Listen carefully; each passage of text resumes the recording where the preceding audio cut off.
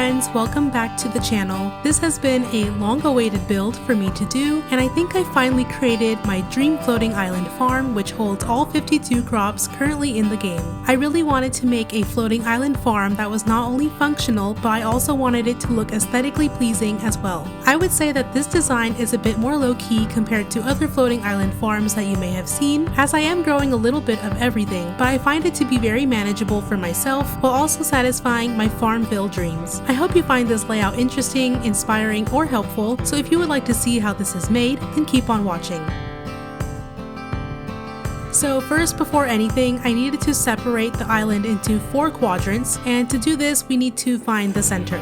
So you will see me use a bunch of Disney park entrances and using it as a guide to draw out a path that creates the 4 quadrants.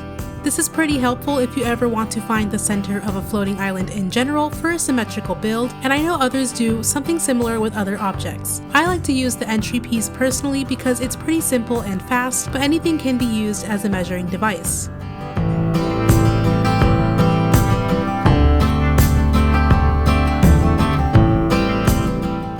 Making my main valley farm on the right side of the island, and the main decorative farm is on the top right quadrant using the Toy L Barns house skin. Now for the trees, I am going to be mainly using the new sycamore tree that came from a redeemable code, and I'm not entirely sure if it's still active, but I'll put the code in the description just in case. I'm going to take the classic farm fence from Wishblossom Ranch and surround the farm with it, leaving a decent gap from the quadrant lines as we created earlier just to account for the path space. I am also a fan of the Tulip Town windmills. They really gave farm vibes, and that's actually what pushed me to finally make the build to begin with. Now I put these greenhouses, specifically called the Elegant Edwardian Greenhouse, but I will be swapping this out later, but if you like the look of this better, then feel free to keep it. Now onto the actual crop placements. For the main valley crops, I'm deciding to split each grid by biome since there's only about 3 crops per biome except for Sunlit Plateau. Now this may not be for everyone, but personally I don't need a whole 5x5 grid for a single crop. Therefore, I am creating an 8x7 outline with the leaf-strewn path so that the inside measurement is 6x5. This holds about 30 crops total for a single biome, and each crop within the biome has 10 spaces. For example, Peaceful Meadow has 10 carrots, 10 lettuce, and 10 wheat. You'll notice that I put small water pieces from the Neverland River kit, and this is purely decorative, and I was actually inspired by the farms people used to make in Minecraft, so it's kind of like a fake irrigation system that does nothing, but it kind of looks cute.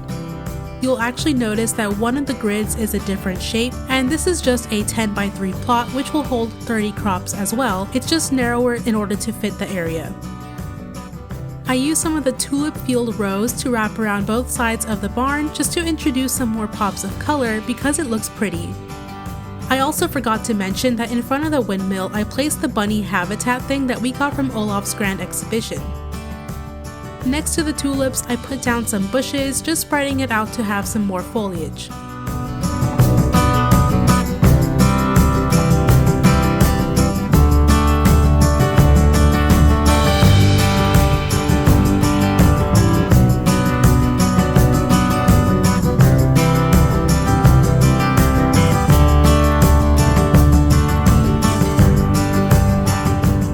I will warn you that things do change as I figure stuff out, so for now I expand the pathing that we made in the beginning so that it's 4 paths thick. Eventually I will not only trim it down, but I will also change the path type itself, just so you know.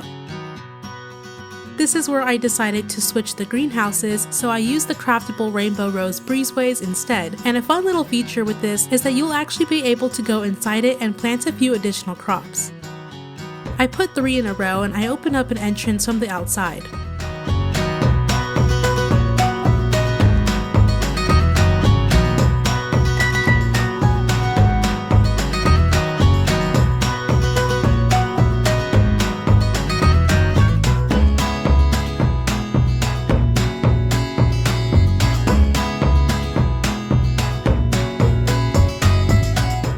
To make this look a little bit nicer, I use some of the craftable trellises, and I create a long crop grid so that you can put whatever you want here, so consider it a bonus spot.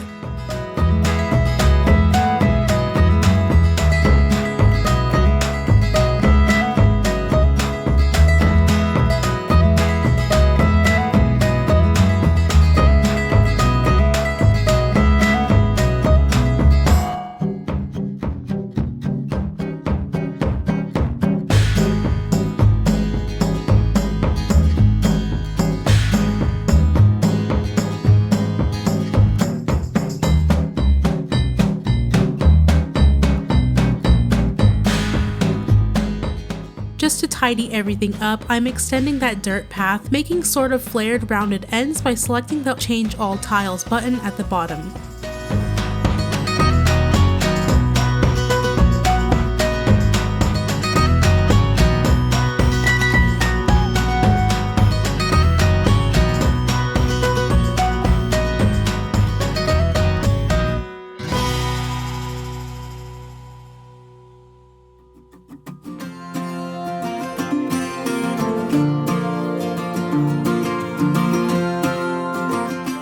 And for some extra fun and happiness, I'll place a little rainbow, and this was from the St. Patrick's Day event where you can craft this with the 4-leaf clovers. And my favorite part about floating islands is the limitless item limit, so feel free to put as many plumeria leaf paths as you desire, like I am.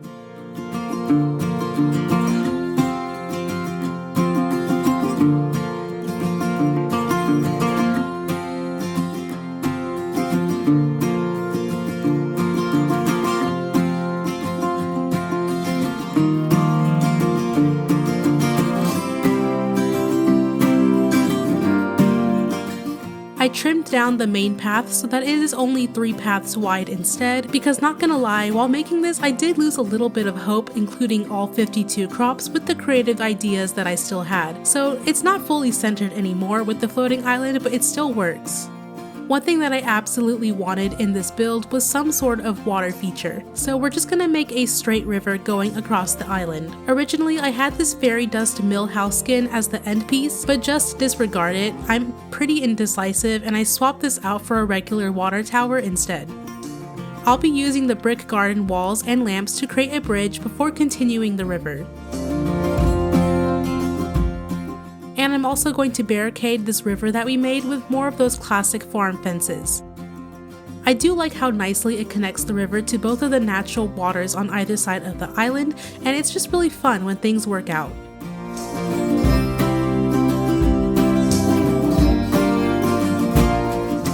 Lining those fences are going to be a few cypress trees, which honestly you can never go wrong with a good cypress tree. The bottom right quadrant is a continuation of the main valley crops, so I am decorating this area more ranch style using the baby Pegasus Wishblossom house as the main attraction. I did also think about how classic farms usually have these fences lining the perimeter, so I used this rustic log fence to do exactly that rather than using more classic farm fences. But where the pathing is, you will want to actually use the classic farm fences, so the log ones are really just for the background. I'm leading that dirt path into this area, kind of making it a weird irregular shape so that when I change the shape of it all, it kind of has a more natural curvier look.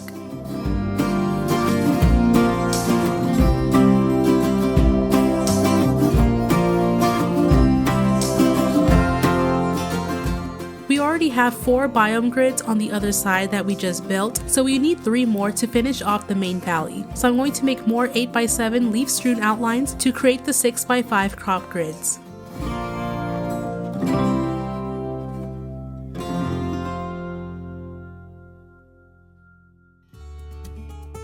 But over on the top, I actually make 3 more 10x3 crop grids, and up here is going to be where I have my designated pumpkin farm. Obviously, if you want a bigger pumpkin farm, you can just make that space all one singular grid, and you can take out the water pieces, but I live for the aesthetics.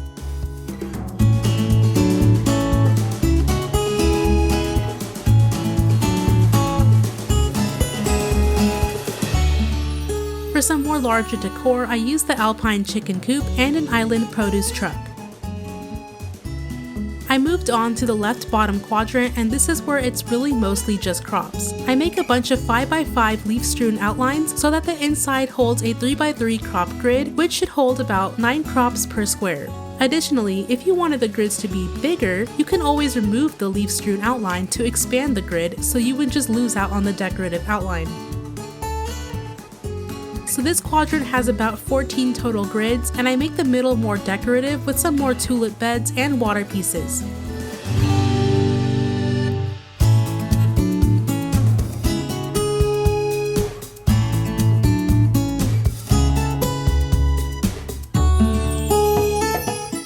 I also added in this Hops family farm stand.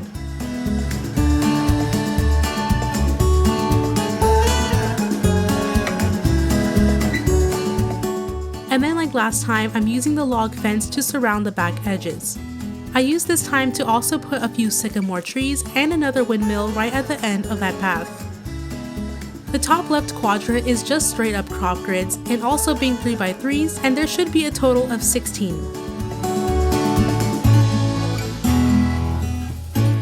This is where I was just not vibing with that fairy dust mill, so take that out of there and I replace it with a vintage water tower. You can also use the Mickey Tower or the Tiana water tower, whichever one does the job. And on that edge, I use more DeVille storehouses and this provincial library house. I already dug out the holes and I'm gonna use that dirt path to make the lines going across all the grids just to make it feel a little less empty. I also just add more dirt paths wherever I feel like it needed it.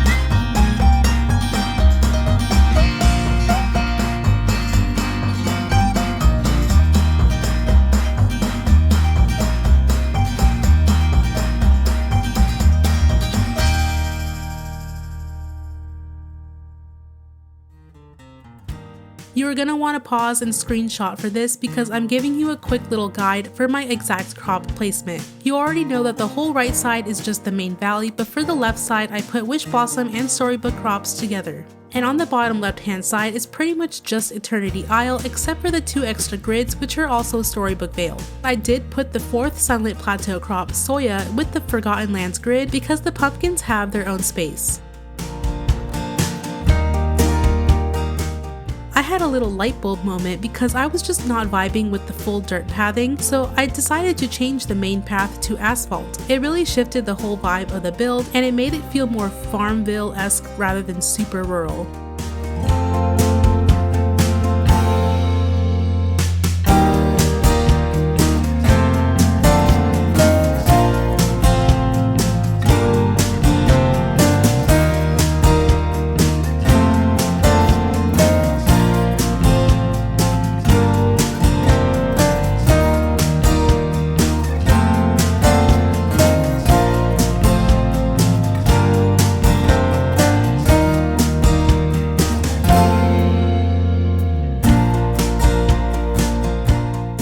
Adding small decorations now, little farm tools and whatnot, but also I remembered these signposts from the main valley and they're actually indicating each biome, so I put them with the corresponding grid it belongs to.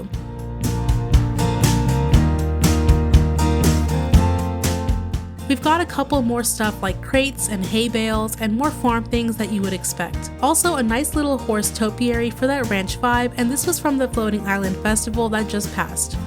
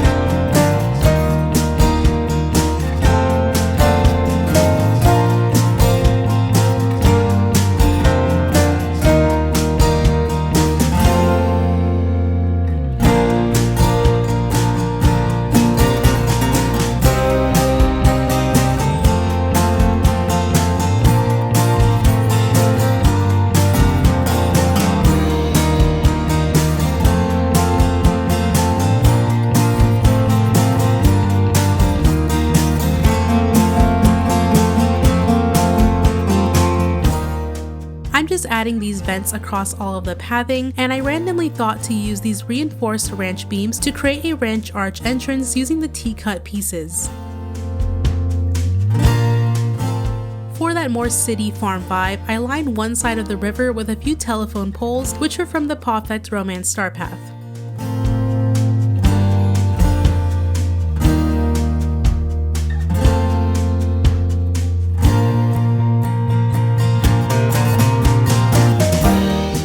I'm just adding a few more decor pieces, hopping back to the first area, and I also forgot about these outhouses, and I mean, I think it's just meant to be here.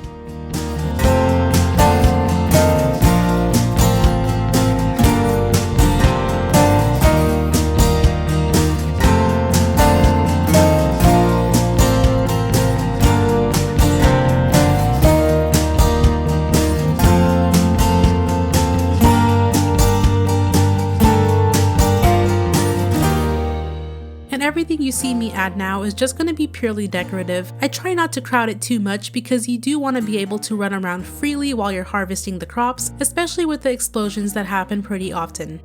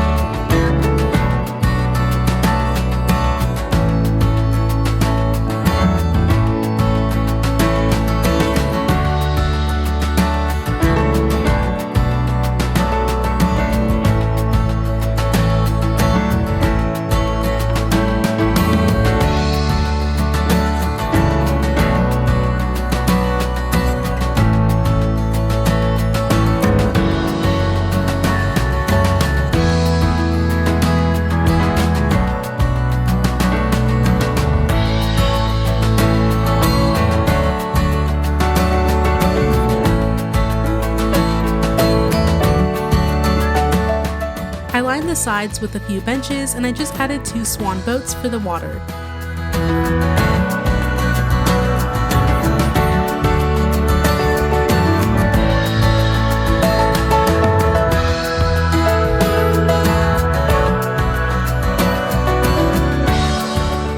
I also wanted even more rainbows, so I add one to each quadrant.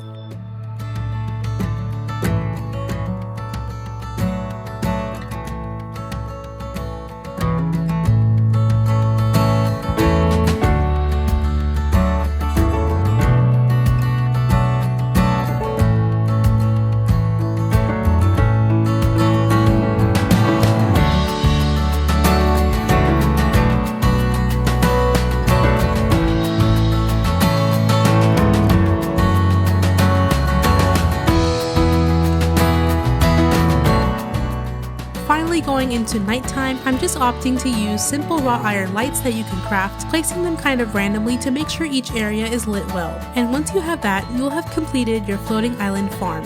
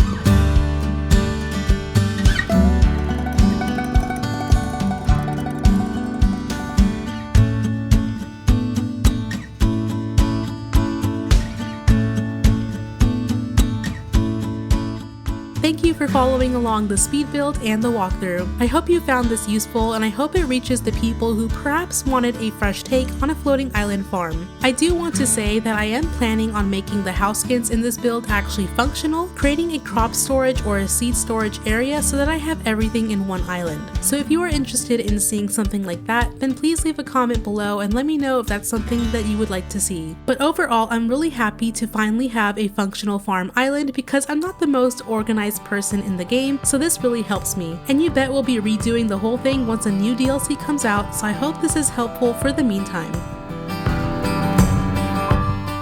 If you liked the video, be sure to like, subscribe, and I will see you in the next one. Bye!